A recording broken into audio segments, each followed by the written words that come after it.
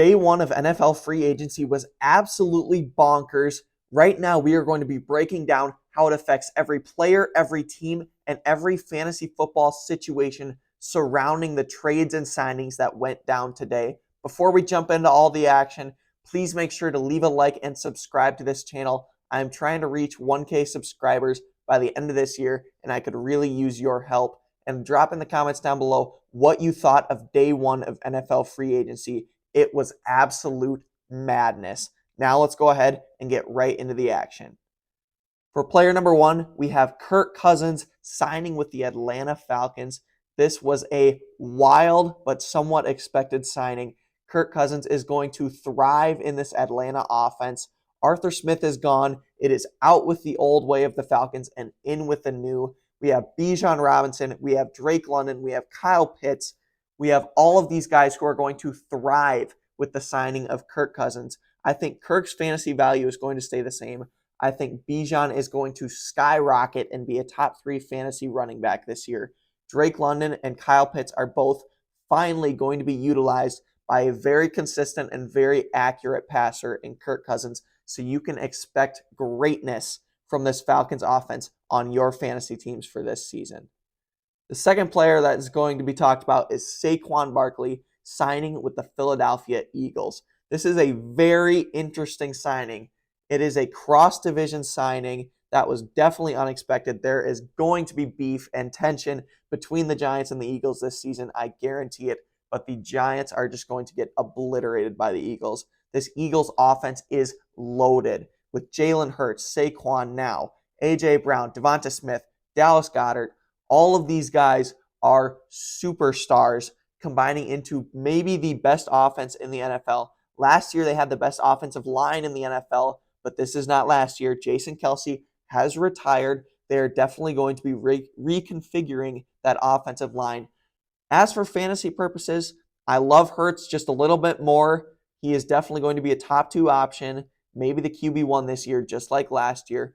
Saquon, I'm a bit on the fence because he is going to be improving his offense dramatically from the Giants, of course. But there are so many weapons on this offense, and you guys know how I felt with the 49ers players last year. You just never really know what you're going to get and who's going to score the touchdown. I don't like the fact that Jalen Hurts is going to be getting so many QB sneaks, even with Jason Kelce gone, hoarding away some of those touchdowns from Saquon Barkley. So that is something that I am not excited for. But he's going to be utilized in the run game. He's going to be utilized in the passing game for dump-offs.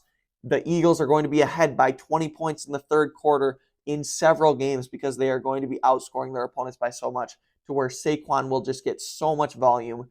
So as a whole, I think he is going to be a very interesting player, and it's going to be interesting to see how the Eagles offense shakes down for this season. Let me know in the comments what you think about Saquon joining the Eagles. And again, if you haven't already, please take 1 second out of your day and click that like and subscribe button. It would really help me out. And let's keep rolling. Number 3, we have the Green Bay Packers signing Josh Jacobs and releasing Aaron Jones.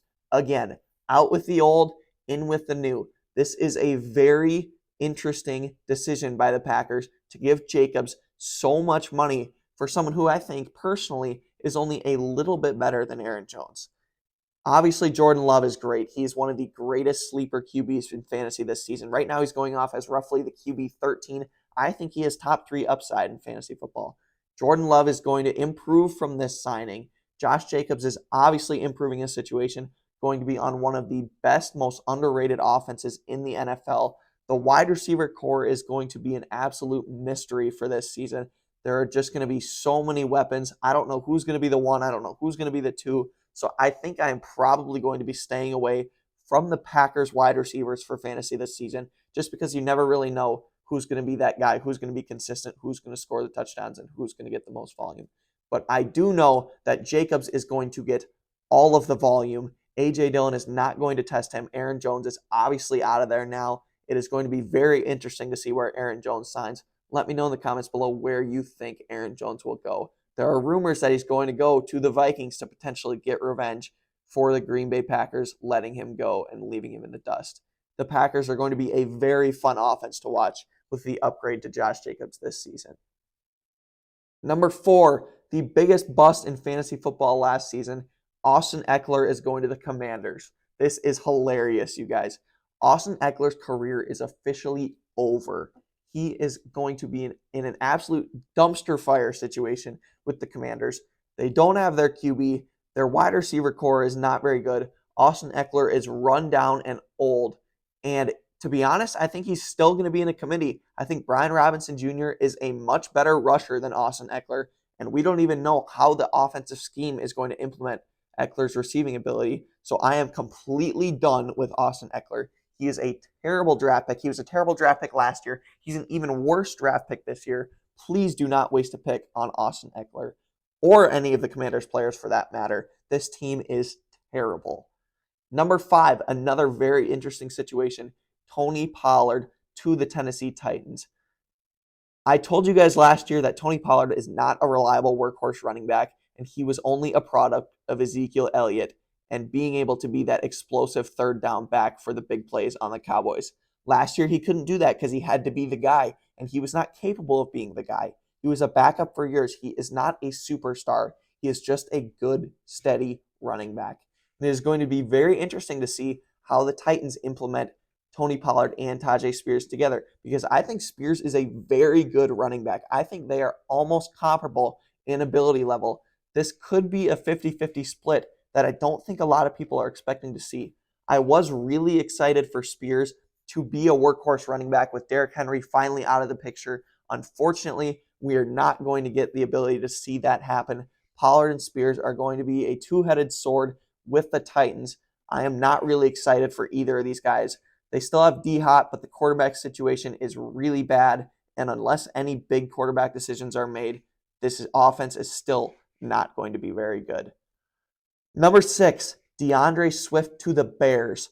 Don't even get me started on this decision. I don't know what the heck the Bears are doing. As of right now, they have 4 running backs. I'm assuming they're going to get rid of at least 2 of them. And then they have Justin Fields, basically a 5th running back. So their running attack alone is Fields, now DeAndre Swift, Roschon Johnson, the rookie from last year, Khalil Herbert, and D'Onta Foreman. That's 5 guys who are running the football on the Bears. And they have DJ Moore. So, I mean, the potential is there. I definitely think they are going to trade away Fields and sign Caleb Williams, as well as trading away or releasing at least 2 of those running backs, because I don't think that having that much rushing ability is necessary at all. You just can't utilize all those guys. They can definitely fill other holes in their offense or in their team by getting rid of those running backs. Swift, I'm not really excited about, but if they do get rid of Justin Fields, I do like the fact that he will not be getting touchdowns hoarded away by Caleb Williams running the football, in my opinion. I don't think Swift is durable, and he was a product of the Eagles' offensive line last year. Trust me, he is not a superstar running back. He is just a mediocre running back who has had struggles staying on the field. Do not get too excited with DeAndre Swift this year. Number 7, Russell Wilson to the Steelers. This came out of absolutely nowhere. I saw tweets saying the Steelers are now going to go from 8-9 to 9-8 this year. I do not think this is going to dramatically change the Steelers' output, but this is an offense that we have been waiting to finally see the potential unlocked for such a long time. And I think Russell Wilson could finally be that missing piece to finally let Pickens break out, to finally let Deontay Johnson break out, to finally let Pat Freiermuth break out, and to let the duo running back, Najee Harris and Jalen Warren running backs, to break out. There is so much talent on this offense, and they've been so bad on the offensive side of the football. It doesn't make any sense. Mike Tomlin is a great head coach. Russell Wilson's a veteran. I think all of this is finally going to start to mesh together, and we might see some solid fantasy output from the receivers on the Steelers. I think George Pickens and Deontay Johnson are both good wide receivers, but just like many other teams who have loaded offenses, I don't really want to draft any of these Steelers players because you don't know who's going to score the touchdowns and who's going to get the work on a consistent basis. Russell Wilson signing does make me shy away from the running backs a bit more because he has been known to rush in the past. As for Russell Wilson being a fantasy option and a reliable one for this season, I'm not so sure. He has been slowing down, but there is some upside with how many weapons they have on the Steelers offense. Zach Moss and Joe Mixon's situation with the Bengals. Joe Mixon got cut by the Bengals. He had been having some off the field issues. He has really been slowing down. He's not that stud that he was once upon a time. But I do think getting Zach Moss is a decent return on investment for Joe Mixon. And they do have Chase Brown, the elite explosive running back, from last season, who did show some signs of being a great running back. So I think between Chase Brown and Zach Moss, this Bengals backfield could be explosive, but they are losing T. Higgins, who just requested a trade, and I don't think this is going to be an offense that just can put up 30 points on any given day like they did a few years ago with Ja'Marr Chase, Joe Mixon, T. Higgins, and a healthy Joe Burrow. I think the Bengals are going to be shockingly disappointing yet again this year, even if Joe Burrow is healthy, because I don't think that having just Ja'Marr Chase and losing Joe Mixon is going to be a replication of the offense that we saw last year and the years prior when they made their Super Bowl run. So I'm expecting a bit of a slow start for the new and maybe improved Bengals for this season, but we'll have to wait and see. We're going to zoom through these last few because we're getting to some of the lesser names. Devin Singletary to the Giants.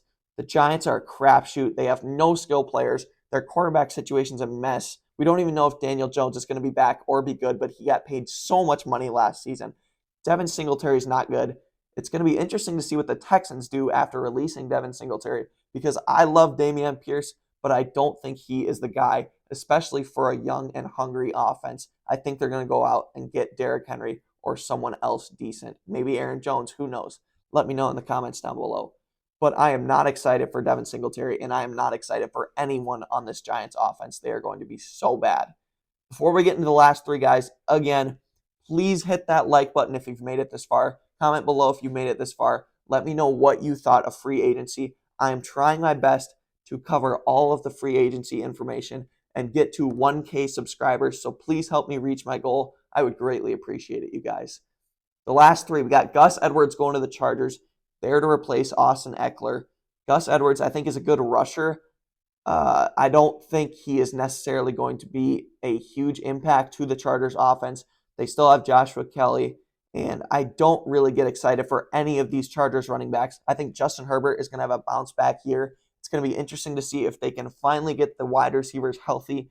But this Chargers offense is definitely going to be making some adjustments, from the head coach to the coaching to the offensive coordinator to now having Gus Edwards, getting rid of Austin Eckler and the checkdowns. It is going to be hopefully a scene where Justin Herbert is slinging the ball down the field to his wide receivers. That is what Chargers fans want.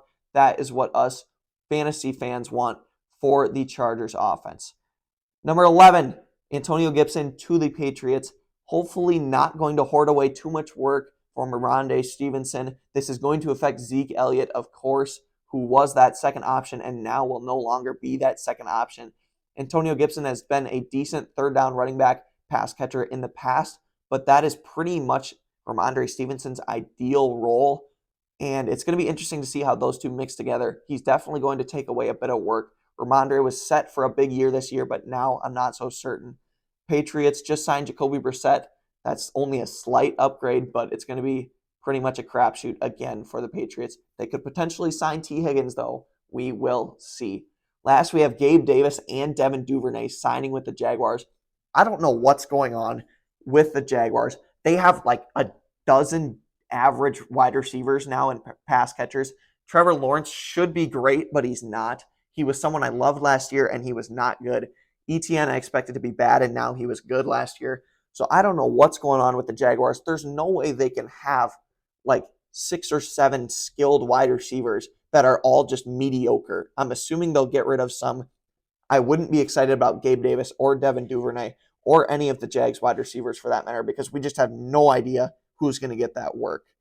So those are 12 bits of information on free agency, day number 1 in the NFL. It was absolute madness today. Let me know in the comments down below what shocked you the most and what you're most excited for 2024 NFL and 2024 fantasy football.